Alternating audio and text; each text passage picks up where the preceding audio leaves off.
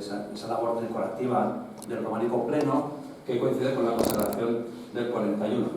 Y al final, como no tenía bastante, pues claro, sentí que cómo voy a hacer una sesión de románico aquí sin hablar del frontal, que eso ya es meterte en el lío plus, ¿no? Porque eso ya es no soy valiente, soy inconsciente, o sea, ya es el final del asunto. Bueno, pero al final te vas a hablar de, bueno, y sí, y además voy a plantear una hipótesis de reconstrucción, ¿no? Eso es el freno inconsciente, no tiene idea y encima nos plantea, no, ya veréis, al final sí todo cuadra, ¿vale? Vamos a ver qué tiempos cumplimos y los cumplimos. ¿Veis? Ahora me haría falta el pasado para tenerlo claro. Bueno, a hombros de gigantes, a hombros de gigantes. Vemos más, si podemos, si sabemos, porque vamos sobre hombros de gigantes. Y resulta que buscando aquí en el origen de la frase, me encuentro con ese testimonio de Juan de Salisbury, del 59, 1959, que dice: Bernardo de Chartres solía compararnos con enanos encaramados en hombros de gigantes. Señaló que vemos más y más lejos que nuestros predecesores, no porque tengamos una visión más aguda o mayor altura, sino porque somos elevados y transportados en su gigantesca estatura. ¡Joder! Estupendo, porque este es el conocimiento, esta es la investigación, pero es que además es estupendo porque resulta que en Chartres hay una vidriera en la que aparecen los evangelistas sobre hombros de gigantes. Y los gigantes son los profetas. O sea, el Nuevo Testamento sobre el Antiguo Testamento. Bueno, estupendo, estupendo. Lo guardamos, ¿vale? Lo guardamos, ya veremos luego para qué nos puede servir. Bueno, ¿ves? Me enrollo bastante. Esta es la vidriera, pero es que es muy chula, ¿eh? Esta vidriera es una vidriera del primer tercio del siglo XIII. Está un poquito después de la cronología que estamos manejando aquí, porque con el frontal manejamos una cronología que se sitúa en torno al año 75-85. Pero bueno, no está tan lejos. Y resulta que Juan de Salisbury seguramente fue compañero de universidad en París de Pedro de París, de nuestro Pedro de París. Seguramente, hipótesis, el encargante del frontal. Esto es casualidad, una cosa tremenda. Y coincidieron en el tercer concilio de Letrán, en 1179. ¿Sabes qué es para decir esto? ¿Es una serie, no? ¿Es una serie que te estás inventando o es algo real? Ya veremos si luego eso nos sirve para interpretar algo más. Bueno, pues venga, vamos allá. Hombros de gigantes. Hombros de gigantes, muchos gigantes. Todo nos sirve en la historia del arte. Desde el siglo XVIII, siglo XIX, siglo XX. De hecho, Björn, que es una publicación del 33, se acercó mucho a la síntesis de la evolución histórica del edificio. Porque fue quien dijo que había un edificio más antiguo, seguramente del 11, y él dijo que es el único edificio del 11 que queda en Navarra, junto con Leire, y que luego dentro había una capilla que era posterior, que era del románico pleno. Bueno, es para descubrirse. Es para descubrirse, estupendo, estupendo. Pero claro, después de estos que son los primeros, vienen muchos más. El principal es Iñiguez. Iñiguez era arquitecto, restaurador. Trabajó mucho para la institución Príncipe de Viana. Trabajaba en Madrid, restauró la aljafería de Zaragoza. Fue un arquitecto muy importante. Estaba vinculado a la Universidad de Navarra, donde impartió clases. Actualmente su archivo personal está depositado allí. Es uno de los caminos de investigación que todavía tenemos, al menos yo, sin terminar de explorar. ¿Qué hay en el archivo Iñiguez? Porque Iñiguez estudió muchas cosas. Ahora ya veis que aquí, esto es el flyer, por así decirlo, de la Semana de Estudios Medievales de Estella del 67. Aquí es donde él hizo una ponencia sobre el prerrománico navarro y donde coincidió con Gallard, que era un catedrático de París. Y estableció su teoría de esa vida. Ya veremos cuál es la teoría. Y siguen las publicaciones. 5, 6, 7, 8, 9, ahí entramos ya nosotros. El catálogo monumental y luego ya el arte románico en Navarra, la enciclopedia del románico en Navarra y estas dos guías. ¿Qué nos da eso a nosotros? Pues nos da el contexto. El contexto es más rico, lo conocemos mejor y por tanto podemos valorar mejor la obra artística. También en el frontal ocurre lo mismo. Desde los estudios de los años 60, 80, la profesora Gautier, de los dos, Y luego ya, la Edad del Reino, la gran exposición que se hizo en Pamplona con una inversión muy grande y muy rentable, las dos cosas por este tipo de estudios. Los materiales, voy a pasar cronologías, más o menos seguras. Hemos visto antes que la cronología del carbono 14 va y viene, pero bueno, nos sirve. Nos sirve como referencias para seguir avanzando. Y la arqueología es fundamental para la historia del arte, para la historia del arte medieval. No hay otras historias de arte distintas. Yo sin arqueología no puedo avanzar. Yo estoy deseando que haya una intervención restauradora para ver qué se hace, para acercarte, para que te expliquen, para mirar. Una de las más importantes que se ha hecho últimamente es la restauración de Irache. Esta es la foto de la excavación. Brutal. Claro, una excavación ahora te da tanta información, hacen falta años para trabajando todo ese material, pero tanta información que te permite, tanto es así que en Irache jugamos ya con un georradar. Estoy viendo lo siguiente.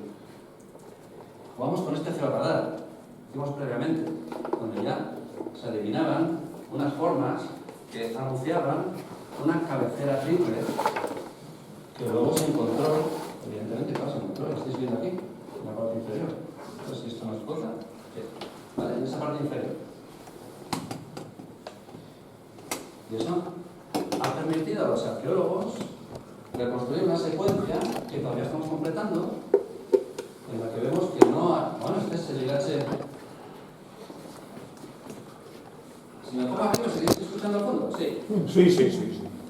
Ya veis que el Irache grande, el Irache que llamamos Irache 3, que estamos a inicios del segundo tercio del siglo XII, pero ya se descubre lo que llamamos Irache 2, que es una obra que se parece muchísimo a Leire, o sea que es del siglo XI, que a su vez dentro había un Irache 1, más pequeñito. Vamos a la cronología, pues puede ser 9, 10, ahí entramos. Pero es que además hay una cueva que podemos considerar el Irache 0 que nos lleva a un momento anterior. Puede ser un momento islámico, no lo sabemos. Eso está sin estudiar. ¿Eso quedó sin estudiar? Bueno, pues ahí. Pero claro, ¿cuánto sabemos hoy de Irache que hace 5 años no sabíamos? Lo sospechábamos, pero no lo sabíamos. En San Miguel, esa batalla me temo que está perdida. No lo sé. Habría que ver. Está perdida porque esa excavación ya se hizo. Pero no sabemos casi nada de la excavación. Nunca está todo perdido, Pues bien. Vamos a mirar un poco románico ya muy rápido. Pues nada, tipos de materiales. Aquí estamos viendo un contrafuerte, ¿no? Ya veis como sus tendeles, los sillares, que parecen calizas, ¿no? Bastante regulares, bien trabajadas, pero bueno, pues es utilitario, ¿no? Aquí tenéis ejemplos. Esto es San Miguel de Gara. Vamos a hablar bastante de esta iglesia. Es una iglesia que se hizo actualmente en el siglo VI, V, VI, por ahí va la cosa. Esto, sin embargo, es Usur. Ya veis que tiene ese tipo de sillarejo tan significativo, ¿no? La esquina de pez. Esto es San Miguel, esa parte antigua, que tiene unos sillares muy curiosos. O sea, unos más finitos, otros más gruesos, pero como cuadrados, que nos remiten a este modelo. Lo que pasa es que combinan con ladrillo y lo hacen más decorativo. Aquí estamos ya avanzando hacia el año 1000 en Navarra. Estamos en San Miguel de Villatorta. Los sillares son cuadrados pero más grandotes. Y aquí estamos ya en Leire, que los sillares son mucho más grandotes. Ahora, están acabados súper bien, a cuchillo, no se puede meter ahí. Es una obra de cantería estupenda. Bueno, pero nos tenemos que fijar en ese tipo de detalles que nos ayudarán a esa experiencia de la arqueología de la arquitectura, que nos sirve para avanzar mucho. O sea que lo que estamos viendo aquí es una foto ya del interior de San Miguel, con ese tipo de sillería, pues ya nos dice que esto es románico pleno. Simple, ya está. O sea, esto es del siglo XII. Por tanto, lo podemos conectar con la conservación de 1141. Perfecto. Buscamos ejemplos en el contexto y pues sí, funciona. Ya está, un tema resuelto. Por eso os quiero decir que esta parte a mí es la que menos me interesa. porque es la que tenemos más clara. Me interesan a mí las cosas raras que quedan ahí en los márgenes, ¿vale? Volveremos a ver estas imágenes. Y aquí, sin embargo, ya veis que se mezclan los materiales, ¿no? Aquí tenemos unos sillares, que son sillares que pueden ser del siglo XII, y ese sillarejo tan vasto de las bóvedas, ¿cómo explicarlo? Pues ahí tengo mis dudas. He venido preocupado en el coche a la mañana con la niebla, pero pensando en que se me había saltado una cosa, que es una moldura que hay en el ábside norte, que tiene ajedrezado, tiene taqueado. En la foto no lo veía claro en casa, y tiene ajedrezado. ¿Por qué eso es importante? Pues porque el ajedrezado no llega en el 12, no llega en el 11, llega en el 12. Y yo pensaba que ese ábside tiene que ser del 11, pero si no ajedrezado, bueno, pues así estamos trabajando, ¿vale? Esa es la idea de trabajo que tenemos ahora los historiadores del arte en cuanto a estos temas. ¿Se veía así el románico? ¿Esto es románico? Pues esto no es románico, esto es nuestro románico. Pero aquí le faltan muchas cosas, le falta mucha vida, a pesar de que tenga el retablo y que nos guste. Esto quizás sea más románico, un poco excesivo también, está restaurado en el siglo XIX, ¿vale? Esto es la Auvernia, en Francia. Pero el románico tenía color, tenía pintura, tenía revestimientos. Y normalmente nos hemos cargado esos revestimientos. Estamos viendo aquí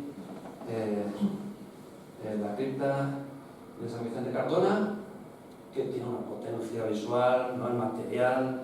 Desde el punto de vista del arte contemporáneo nos puede gustar, pero no, esto no era así. Esto debería ser así. Esto está peor. No, pero esto está revestido. Así que el románico estaría más cerca de esto que de lo que vemos hoy en muchos lugares, descarnados vacíos. Y ahora ya vamos a hacer una cronología rapidísima de cómo se ubica San Miguel en el espectro del románico, desde el románico hasta el final del románico en Navarra. Va a ser muy rápido. Esto es el edificio más antiguo que conservamos en altura. Es muy desconocido, la Encinosa, cerca de Eslava. Es seguramente visigodo. Yo creo que lo único que conservamos es visigodo. Esta foto se ha visto muy poco, por ejemplo. A mí me gusta sorprenderos un poco, o sea, que no veis siempre lo mismo, porque a veces parece que la historia del arte está estática, y no está estática, en modo alguno. Esto ya lo conocemos mejor, Usun, estamos en el siglo 8-9. Si nos acercamos y vemos este tipo de muros, ¿no?, tan significativos, este sillarejo tan marcado, pues esto es la arquitectura del siglo IX. Pues, poco más podemos esperar. Aquí venían los reyes a sanar, o sea, esto es un sitio importante. O sea que en el siglo IX no había mucha arquitectura en Navarra. Ya llegamos al siglo X, fines del siglo X, San Miguel de Villatuerta, otro edificio humilde. De aquí suponemos que partían las expediciones de la monarquía hacia Rioja, en la primera conquista, un sitio importante. Pero ya veis que de definición, Abaiz, ya a principios del siglo XI. Así que estamos viendo un mundo muy ruralizado, muy encastillado, muy pobre, con pocos recursos. Eristein, Valdorba, ya ves que todos ellos son parecidos, hasta que llegamos aquí. O sea, Leire es el que da el salto cualitativo, una obra internacional que trae maestros de fuera y que consigue construir nada menos que 6 ábsides en altura. O sea, una iglesia en 2 alturas. Brutal. Dejará una huella tremenda en el arte de Navarra. Que me he ido por esto. Ya veis que la obra tiene su peso. Es una obra, ¿no?, tremenda. Otras estructuras de la arquitectura civil, el puente de Puente de la Reina, también lo ubicamos en esta fase, en este momento, y aquí llega San Miguel. O sea, ya veis que estamos al principio. Y claro, lo que hemos visto antes de Leire, o sea, viendo Leire, esto está muy bien. Pero si no estuviera Leire, esto es la pera. O sea, es una obra inimaginable para los contemporáneos del siglo XI. Por tanto, entendemos que Leire está antes. Leire le da un poco de... Pero bueno, habrá que saber por qué. Y a mí me ha preocupado mucho también. ¿Por qué lo construyeron aquí? O sea, ¿por qué aquí? ¿Por qué aquí? Ahora ya vamos a ir más rápido, Tenemos aquí Piracheta, que también va en esta onda. Avanzamos un poquito en el tiempo, estamos a finales del siglo XI, y nos vamos a Ujue. ¿Y Ujue qué es lo que tiene de nuevo que nos permite distinguirlo? Pues precisamente lo que os decía antes. Los ajedrezados que provienen de Jaca y ya nos situamos en el último cuarto del siglo XI. O sea, nos permite ubicar esto en su cronología. Y sabemos que una donación del rey Sancho Ramírez, que la fecha perfecta. Nos falta de situar, veis que aquí ya los vanos, las ventanas, se enmarcan con columnas, en San Miguel. Si volvemos a San Miguel, aquí no había nada enmarcado, no hay divisiones ni horizontales ni verticales, no hay molduras, no hay nada. Es recto, es arquitectónico, no hay decoración. Catedral de Pamplona es el otro hito del románico de Navarra. Estamos en el año 1100, se construye un templo enorme, ambicioso, pero que no conservamos. No lo hemos perdido. Pues esta. Leire, la fase del siglo XII, escultura, aparece la escultura monumental, los grandes mensajes, las iconografías, Irache. Ya vemos que el rango de los edificios va subiendo, ¿no? Cada vez son más potentes, más grandes, más monumentales, más recursos, el reino tiene más recursos, se hace todo más complejo. Estamos viendo ahora el claustro de Pamplona, escultura, Santa María de Sangüesa, su interior, Azuelo, interior, la portada de Santa María de Sangüesa, años 60 del siglo XII, avanzando el tiempo. Aquí ubicaríamos la capilla central de San Miguel, con toda su decoración. También Zamarza, en esta tendencia artística. ¿Se entiende en este contexto? Zamarza y la capilla central de San Miguel. Han pasado, pues igual, 80 años desde la otra obra. En San Pedro de la Rúa, San Miguel de Estella, todo queda más complejo, mensajes iconográficos, grandes monasterios. Aquí se invierte ya un dinero. Un dinero. Y estamos en el año 1170, 75, 1180, 1185. Se nota que este reino, este territorio, tiene recursos suficientes para embarcarse en construcciones como esta. La Catedral de Tudela, a 25 metros de altura. Y así llegamos a la colegiata de Ortiz. Y se inicia el lenguaje gótico clásico en Navarra. Estamos en torno al 1215. O sea, hemos hecho un recorrido de 200 años, rápidamente, en el que se ve claramente que pasamos de la pobreza a la riqueza, de no tener medios, ni infraestructura, ni contexto para construir nada, a tenerlo todo. Pues ahí entendemos San Miguel. San Miguel es un esfuerzo titánico a mediados del siglo XI para construir un gran santuario, que luego se va a redecorar y monumentalizar en el siglo XII. Lo que nos falta saber por qué. Bueno, y ahí viene lo del nuevo punto de partida. O sea, tenemos que pensar un nuevo punto de partida, y aquí es donde ya empezamos el elefante se empieza a mover por la biblioteca y empieza a montar, desmontar, romper cosas. Cuando hice la guía Navarra todo románico, la obligación era hacer 12 lugares. Y bueno, pues elegí San Miguel. San Miguel es el 1. Claro, joder, nos fastidiaba mucho porque me dijeron de la editorial, que esto es de Aguilar de Campo, de la Fundación de Estudios Románicos, no, es que hay que organizarlo en rutas. Joder, pues sí, me sale aquí una ruta, aquí la Valdorba, ¿no? Me queda un poco en medio de varias rutas. Aquí otra ruta, Sangüesa y Leire, y aquí otra ruta, pues la Oliva. Joder, pero San Miguel me queda ahí suelto. O sea, San Miguel no lo puedo integrar en ninguna ruta. ¿Sí? ¿Por qué? O sea, no, es que no. Es que San Miguel está solo. Es que no hay contexto cercano en el territorio. Está Zamarce, que es posterior. O sea, hay edificios, pero son todos posteriores. Este es el mapa que usamos mucho en las charlas, ¿no? El mapa de la zona del territorio en torno al año 1000. Ahí ubicamos a San Miguel. Ahí tenemos a San Miguel puesto. ¿Veis? Está en una zona bastante norteña, donde está la frontera. Por aquí se están jugando los cuartos por aquí. O sea, por aquí está arriba. Ahí arriba. Si cogemos la ruta 34, que hemos comentado antes, pues resulta que pasa por aquí, ¿vale? Pasa por aquí. Y si la unimos al Camino de Santiago, resulta que Sancho el Mayor fija el Camino de Santiago hacia el sur.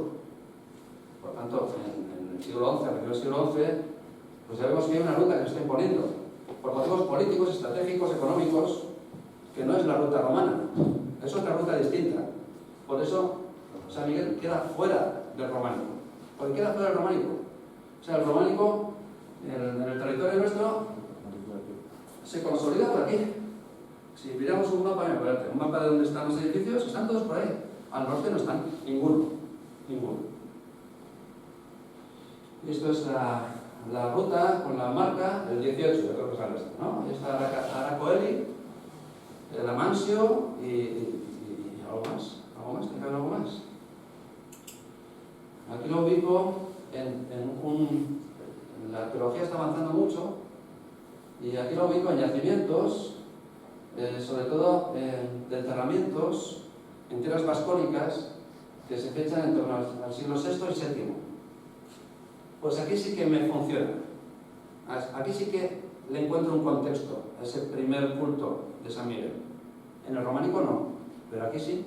Aquí ya veis que está bien ubicado en una ruta donde se están encontrando esos restos.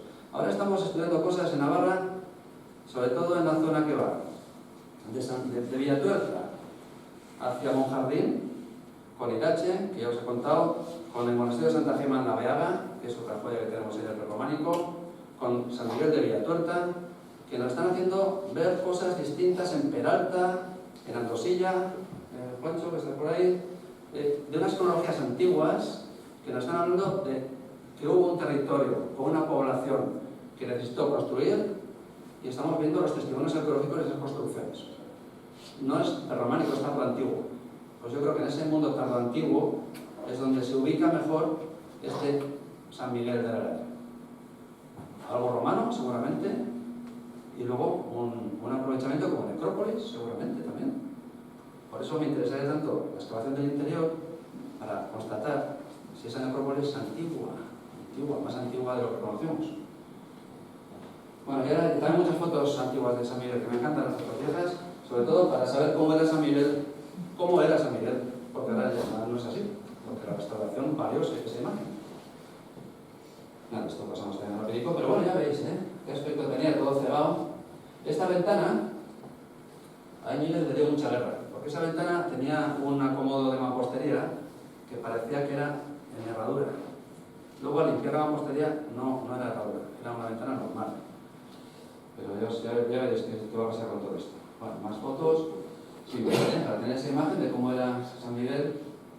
Hay mucha foto antigua de San Miguel, es una gozada. Aquí ya veis que están en proceso de restauración. Ya las ventanas de la silla central se han liberado. Se va a acomodar, ¿ves? Esta es la imagen.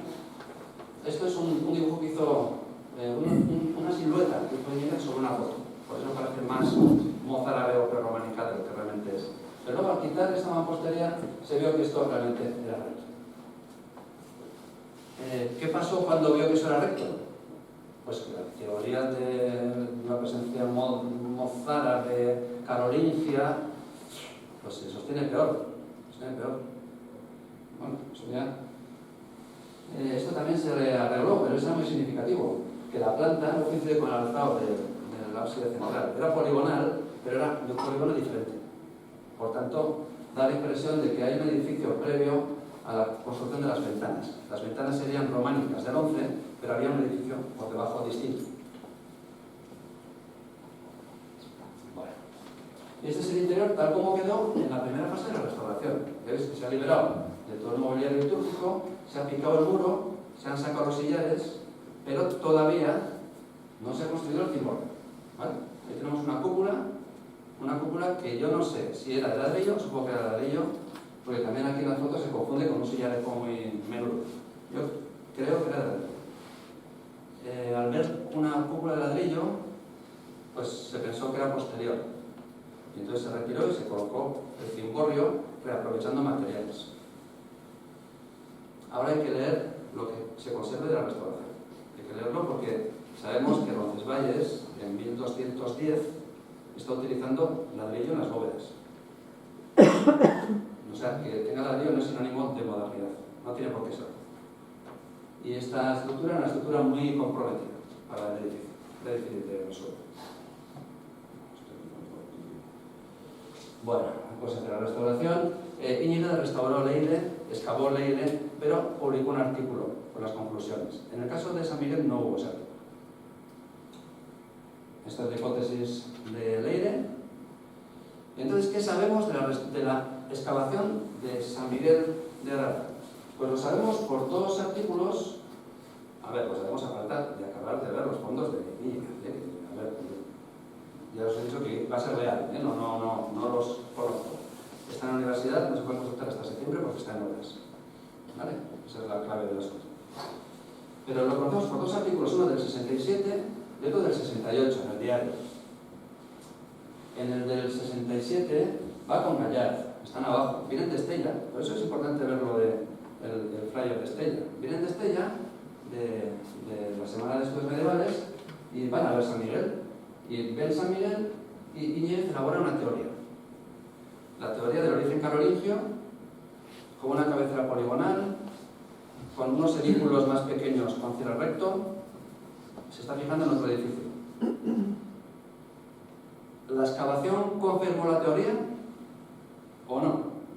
¿Qué crees? ¿Que la confirmó o que no la confirmó? No sabemos nada de la excavación. En el artículo 68, Uranga, que era director del Principio de Viena, dice que en la excavación no se ha encontrado nada significativo, pero que la teoría sigue vigente. Pues, joder, pues vaya plan. O sea, vaya plan. La teoría sigue vigente, pero la excavación no ha revelado nada significativo. Bueno, la restauración se va a hacer ya en base a esa teoría. Aquí tenéis a Gallard, a Íñiguez, con Uranga, viendo el bien, y aquí es donde nos dicen, pues eso, que realmente no... la verdad es que las obras no han descubierto nada, de luego absolutamente cierto, pero las teorías del origen románico y carolingio siguen en pie. Bueno, estamos en los años 60, o sea que esto hay que entenderlo también. Y de ahí sale esta planta que repetimos todos siempre. Es la planta canónica de esa interpretación. ¿Qué nos dice esta planta? Pues que teníamos una cabecera inicial con por fuera poligonal, por el interior semicircular, ultra semicircular, a la que se añadieron dos ábsides semicirculares en el siglo XI, que tenía a su vez un atrio a los pies con capilla alta. ¿Qué nos resuelve esto? Pues nos resuelve el origen de la capilla central. Por eso encaja. Porque entonces la capilla central, la capilla de 1141, se construiría porque entonces se amplió esta iglesia hasta el nártex, hubo que derribar el pórtico con capilla elevada antiguo y se sustituyó por la capilla románica del entorno. O sea que realmente explica cosas, en hipótesis. Porque claro, desde entonces se ha tomado esto como si fuera la conclusión de una excavación arqueológica. Y no es más que una hipótesis. Es importante verlo. Esa crítica la hicimos en 2002 en el libro del arte románico en Navarra. Pero hay que seguir, porque si no, morimos en esta planta. Siempre vamos a esta planta. ¿En qué edificio estaba pensando Íñiguez cuando hizo la teoría? Pues en San Miguel de Gara, en Tarrasa. Es un edificio, ahí estuvo certero. O sea, pues una cosa brutal, porque es que en los años 60 no es como ahora. Yo ahora pongo San Miguel de Gara en Google y pumba, me salen un montón de fotos. Entonces no era eso, entonces era mucho más complicado. Y aparte el edificio se conocía mucho peor. Hoy lo conocemos mejor porque está en la lista indicativa de Patrimonio Mundial de la UNESCO. Hicieron un informe estupendo que me tocó a mí evaluar cuando estaba en Cultura, y entonces conocemos mucho de ese edificio. A ver qué os parece. Este es el edificio, esto es San Miguel de Gara. Es San Miguel de Gara, que es un templo con objetivo cementerial. Y esto es San Miguel de Gara, antes de la restauración. Esto es San Miguel de Gara. Esto es San Miguel de Gara. ¡Guau! Tremendo, ¿eh? A veces, mira, yo me pongo una foto con un capitel románico y si lo compongo bien, me puedo parecer también, ¿eh? O sea que aquí el juego fotográfico, pero hombre, se parece muchísimo, ¿no? Y aquí vamos con todo este juego de análisis de las partes bajas. O sea, no estamos diciendo que lo que vemos hoy de San Miguel sea eso. No, estamos diciendo que en un momento dado, si vemos la planta de San Miguel de Gala y la conectamos con la hipótesis de Íñiguez, funcionan bien. Porque había una cosa que nunca habíamos podido explicar desde el punto de vista de la historia del arte. ¿Cuál es el origen del ábside poligonal al exterior y ultrasemicircular al interior? Pero románico navarro, porque luego esto ya vamos a ver que tiene extensión, tiene éxito. ¿De dónde provenía? Pues en el siglo VIII-IX no hay contexto, pero en el siglo VI sí. En el siglo VI sí contesto, porque en el mundo oriental se están haciendo estas cosas. Hay muchos ábsides poligonales ultrasemicirculares al interior. Por tanto, podemos establecer una nueva hipótesis que nos diga, vale, pues esto llega a la península ibérica a través de San Miguel de Gala, o lo que fuere. San Miguel de Gala es el único que conocemos, claro. Y se den cuenta que de los testimonios monumentales conservamos, es como los porcentajes de las excavaciones, conservamos una milésima parte, o sea, no conservamos prácticamente nada. Por tanto, estamos cogiendo piecitas de un puzzle que no existe. Entonces tenemos que imaginar cómo sería ese puzzle. Bueno, pues aquí estamos viendo que puede ser, que nos sirve, es San Miguel, tiene un valor funerario. Bueno, entonces nos llevaría a un origen más cercano del siglo VI, y entonces mucho más cercano a la Mansio y a la Ruta 34, más cercano al mundo romano.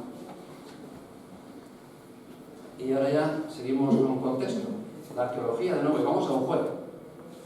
Y en Ujue, si nos acercamos a la iglesia, nos encontramos con esta intervención, una intervención restauradora por Navarra, con una excavación arqueológica brutal, interesantísima, en la que resulta que nos plantea como conclusión un templo tardoantiguo, un templo tardoromano, en torno al cual se colocan un montón de sepulturas. Esto es la montaña sagrada, ¿eh? Que me ha robado el título. Y esto es una montaña sagrada también, hay muchas montañas sagradas. Pero claro, aquí hicimos un libro que lo titulamos Ujue, la montaña sagrada. Porque aquí podemos comprobar de forma científica que había un uso sostenido en el tiempo, como enterramiento, desde el siglo VII, VIII, ahí estamos también con carbono 14, hasta la construcción de este edificio.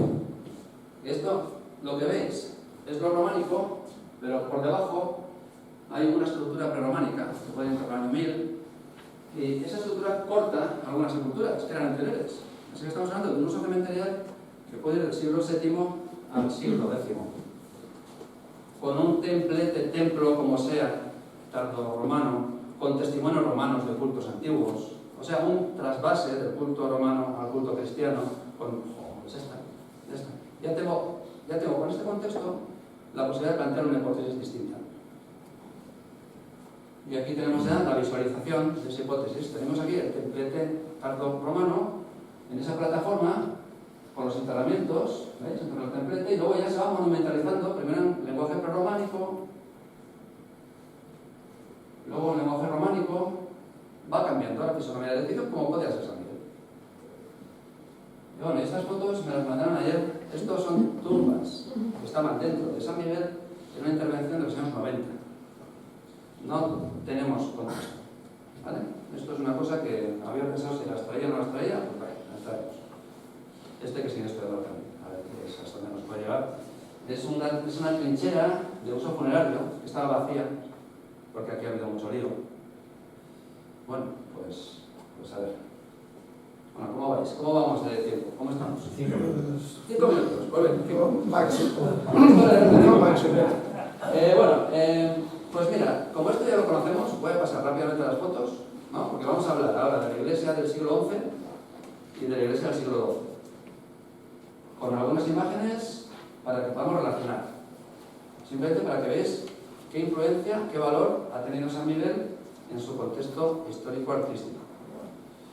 Aquí estáis viendo la idea, ¿veis? O sea, las ventanas que restauraron, pero que parece que restauraron bien, de San Miguel, conectan mucho con este tipo de ventanas.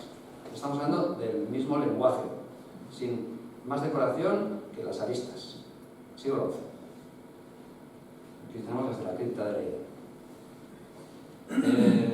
El interior, seco, con aristas, sin decoración, propio de este lenguaje del siglo XI. ¿Alguna imagen combinada vieja? Ah, bueno, sí, una cosa muy curiosa. Así es como estaba el interior, como lo he visto antes. ¿Veis? Este es el cimborrio que se construye nuevo. Podría haber testimonios, hoy no salía esto, hoy no salía esto. Pero bueno, es algo de los tiempos. ¿Veis el cimborrio? Aquí estáis viendo las pinturas de encima. O sea, esto es como estaba la cúpula antes de la restauración. Ya veis que está todo muy lucido, muy enladrillado, muy pintado. Y con las pinturas de cera, que no sé si conocéis las pinturas de cera, sí. Veces, ¿y vosotros conocéis las pinturas de cera? ¿No? Las iban a restaurar, sí. Estamos a la espera. Sí. ¿Veis? Estas son las pinturas. Bueno, estas son las pinturas cuando se van a restaurar. Esto está desplegado en el Museo Navarra. Son telas. Están, bueno, en un estado... Bueno, ahí está, para restaurar. El problema es dónde se ubican estas pinturas, qué hacer con ellas. Pero bueno, ahí están, que existen. Vamos, que no se ha perdido este patrimonio, que ahí está. Seguimos con el lenguaje, ya veis que este lenguaje seco. ¿Cómo se hace la ampliación del templo? Pues imitando el lenguaje que había. Sin embargo, cuando van a hacer la capilla central cambian de lenguaje. Esto es muy habitual también. Sillarejo. Ahora queda todo como muy descarnado, ¿no? Aquí estáis viendo la capilla central, el montaje anterior. Me paso al aire para que veáis otros ejemplos de la misma época. Esto es un poquito más elaborado, más monumental, pero es que esto es lo más de lo más. Bueno, ¿dónde observamos ecos de San Miguel? Pues por ejemplo aquí, en San Miguel de Izarra. No sabemos si es un eco antiguo de ese primer San Miguel o un eco del San Miguel este del 11, puede ser del 11, si no.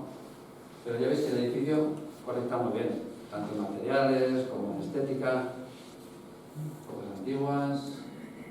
El interior es un interior como muy vacío también, pero sorprende que utilizan los pilares cilíndricos, que es algo muy debatido. Dices, bueno, un pilar cilíndrico, ¿por qué Ñigue decía? No, porque aquí hubo una escalera que subía. Bueno, pues igual es un pilar cilíndrico porque es un pilar cilíndrico. Aquí vemos que se usan los pilares cilíndricos por imitación a San Miguel, por un uso. Otro ejemplo muy desconocido también de la época, en Isaberría, muy cerquita de Monreal, una ruina, pero una ruina monumental, un edificio buenísimo. Lo mismo, sequedad arquitectónica. O sea, no hay columnas, no hay molduras, no hay... Y llegamos a San Esteban, a Viandi, es una joyita que de pronto, pum, ha salido ahí como una seta, y dice, pues esto es como lo que hipotetizó Íñiguez. O sea, se resulta que tenemos un testimonio, y ahora la versión de Inés se los tiene mejor. Tenemos un testimonio, pues que sí, pues tenemos el ábside poligonal, circular casi ultra semicircular interior, porque hace un poquito, se cierra un poquito. No, pues mira, pues puede ser que resulta que este San Miguel tuvo un eco, al menos en un San Miguel más, y de aquí además se llega a ver San Miguel. Sí, ¿no? Se llega a ver San Miguel. Oh. Qué chulo, ¿no? Es que no, tener contexto, no tener contexto. Bueno, siglo XI, muy rapidito, esto ya es más conocido.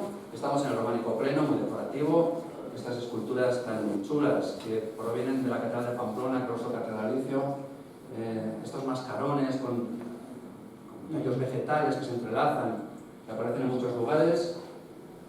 Las puertas con enmarque, estas son fotos antiguas, pintado. Este enmarque columnario, con arquivoltas, esto es otro lenguaje distinto. Mucho más rico, mucho más europeo, mucho más del Camino de Santiago. Amarce, que son el mismo taller, seguramente trabajó en otros lugares. Aquí estáis viendo un ejemplo de aquí, un ejemplo de Leire, un ejemplo de Amarce, viendo que realmente estamos observando cómo se van repitiendo las formas. Esta es la pintura de Ciga que estaba dentro de la capilla, que estaba al fondo. Bueno, puesto la foto. Sí, la he puesto. Ahí en ese tímpano, ahí es donde estaba colocada la pintura, que realmente es chulísima, es una pintura chulísima. Que sería también el patrimonio de San Miguel. O sea, a veces vamos al patrimonio que consideramos, empezaba así, ¿no? La charla. Nuestra imagen románica es esta: limpio, vacío, y perdemos parte del patrimonio de San Miguel, aunque es un patrimonio contemporáneo, que por cierto cumple 100 años, ¿no? Yo creo que cumplirá este 100 años la obra de Ciga. Vale, no nos tenemos más, otros ejemplos, y vamos con el frontal. Aquí es donde ya me tiro al charco y la lío. La lío porque no puede ser que pretenda resolver ningún problema para el frontal, no, en absoluto, para nada. El frontal se estudió estupendamente en la última publicación, hay muchos estudios sobre el frontal, sí que hay teorías contrapuestas, porque no hay documentación que termine de fundamentar ninguna teoría y es difícil, es muy difícil. O sea, yo aquí la verdad que... Pero es que lo difícil es súper chulo, es lo que nos mueve a investigar. Si fuera fácil, no tendríamos... Y aparte te permite hacer hipótesis, bueno, ¿qué os voy a decir de esto?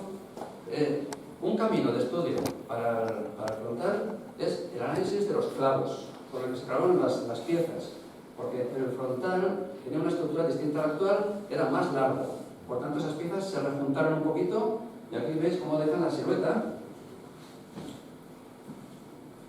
Este es el primer montaje, esta silueta con sus clavos y luego ya el segundo montaje con otros clavos. Por tanto, si como los clavos son arbitrarios, podemos buscar un patrón. Se ha buscado, esto se estudió, lo estudió Marco en el 80 y tantos, cuando volvieron las piezas al Museo Navarra, lo estudió Manuel Sagasti Beltza a partir del 2014. Pero yo creo que habría que ir más allá. Se han hecho estudios radiológicos de la pieza y ahora habría que estudiar los clavos que quedan dentro de la pieza, porque presuntamente habrá dos tipos de clavos, unos clavos cuadrados, otros clavos cilíndricos, y eso habrá que buscarlo. Igual con la ayuda de la inteligencia artificial, bueno, pues ahí queda una línea de trabajo estupenda para seguir progresando, para ver si nos puede decir la colocación original de las piezas. Eso será un progreso. Yo es que no acabo de ver, o sea, mis dudas frente a los estudios, especialmente el de Manuel Sagasti Beltza, yo no acabo de ver el agujero bien, porque ya veis que hay un montón de muescas. No me sirve la foto, tiene que haber algo más. ¿Veis? Lo de la radiología, otro tipo de estudios. También falta quizás profundizar en el estudio estético de las piezas, los talleres que pudieron hacer los moldes de las cabezas de los personajes, porque son brutales, son buenísimos. Entonces algo podemos quizás pescar ahí. Yo lo he comparado así, a batalla, con los capiteles del claustro de la Catedral de Pamplona, que son seguramente los mejores conservados de Europa de la época. Y bueno, oye, pues bueno, no hay relación cronológica, o sea, no, son más antiguos los capiteles. Pero bueno, pues igual podemos buscar un taller de ese tipo de historias, ¿vale? O sea, sí que hay una cercanía, pero en la cercanía yo creo que porque son muy buenas las dos piezas. Aquí tenéis el capitel.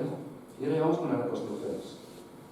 Aquí habría mucho que decir, hay problemas, porque la iconografía no está clara. Esta es la reconstrucción de Lourdes de San José, que también está de acuerdo Carrero. Bueno, se entiende, yo creo que va bien. Vamos, yo no tengo nada que decir, o sea, no es estupendo. O sea, no pensé que yo de haber aprobado, pero no faltaría más.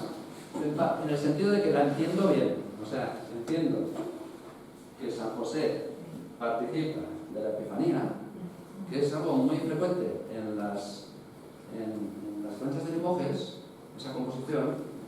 Aquí está la Virgen con el niño participando de la Epifanía, o sea, es una escena compleja de leer, y luego ahí tengo la Anunciación, porque esto está muy debatido, si es la Anunciación, si son los responsables de la Virgen. Si los Reyes Magos son los Reyes Magos o representan a los reyes contemporáneos de la época, o si es Enrique II Plantagenet, o si es Ricardo Corazón de León, o sea, hay bastantes teorías, ¿no?, muy atractivas.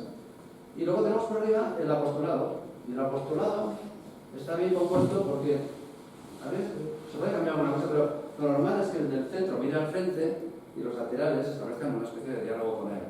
Es normal, en la iconografía, especialmente la segunda mitad del 12.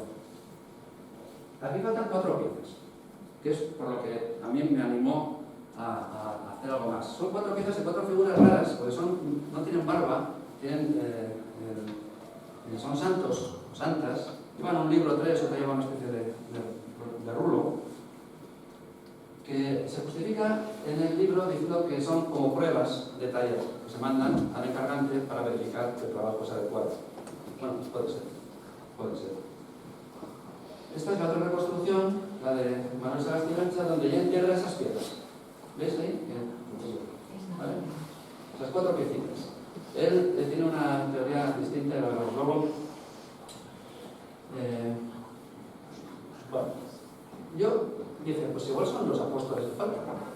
Pues son 6 apóstoles, el apostolado son 12, bueno, y me inventé 2 más. Nada, error. No, por ahí no hay ningún camino.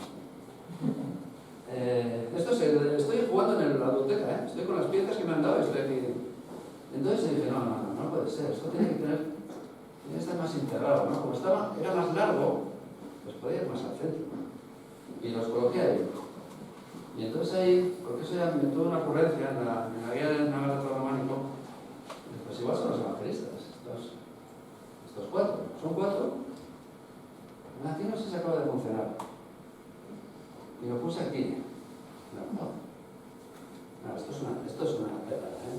No tiene más historia. Esto, olvidaros, ¿eh? Cuando salgáis de aquí, ha dicho unas cosas, pero no.